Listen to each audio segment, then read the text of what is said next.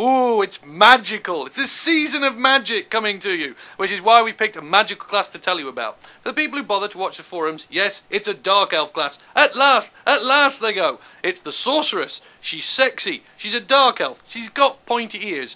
She wears dresses, high cut at the thigh. She's got a big stick. She wanders around elegantly, twiddling her fingers with very nasty nails on, casting awesome magic. This is death magic. From the background, the sorceresses are these marvellous school of magic that Malekith, leader of the Dark Elves, uses to marshal all the forces of energy and attack and danger and death magic and awesomeness. They have great big schools and they wander around and cause an awful lot of trouble. In fact, when we sent off for the artwork to be done, we told them all this and we wrote it all down, and our artist produced kick-ass material. It was absolutely beautiful. We should have some samples somewhere appearing around me if we got approval. They were so great, we just missed one detail. I hadn't bothered to say, actually, they're very, very girly. And so when they came back, we had some boy sorcerers. And I tell you what, they absolutely rocked. They looked fantastic. So we looked at them and we went, gosh, that's great. That's super great. That's beyond fabulous. And then we thought, are we allowed them? So we went back, looked in the history, and we are! That's the beauty of doing a game like this. We're able to bring you sorcerer and sorceresses, boy and girl, both cool, both emo, both live forever, both look great in their tight, black, rubbery, spiky uniforms of death, both with their big staffs, both able to throw magic around and be utterly awesome. So you can live in that perpetual idea that you will in fact live forever, be handsome, be young, be pretty, never age. You know, emo goths. They're coming, they're great. On to the mechanics.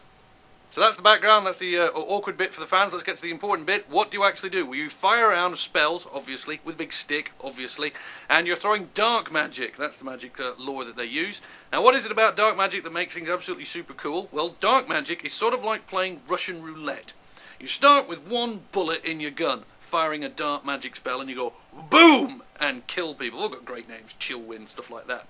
The more dark magic you use, effectively, the more bullets you're putting in your Russian roulette gun. The more chance you have of blowing yourself to pieces. And the more dark magic you use, the more powerful you get at it, the more damage you do, the more horror you create. However, the longer you use it, the bigger the chance that dark magic will rip into the reality and blow you to pieces and do immense amount of damage and hurt you. So you're sort of playing a guessing game. Do I keep blowing things up and run the risk of blowing myself up, or do I hold back? Do I wait? Do I allow it to drain away from me and siphon off before I go out for it again? When you're in those twitchy combat moments, you go for it just to kill the big giant, and instead your head explodes. It's chaos, baby. You're going to love it. The Sorcerer.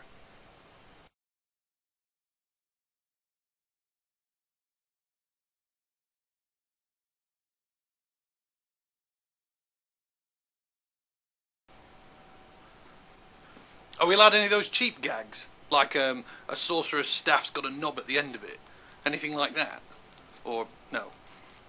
Just, so be enthusiastic and sorcery. And somehow mention boys. Yeah.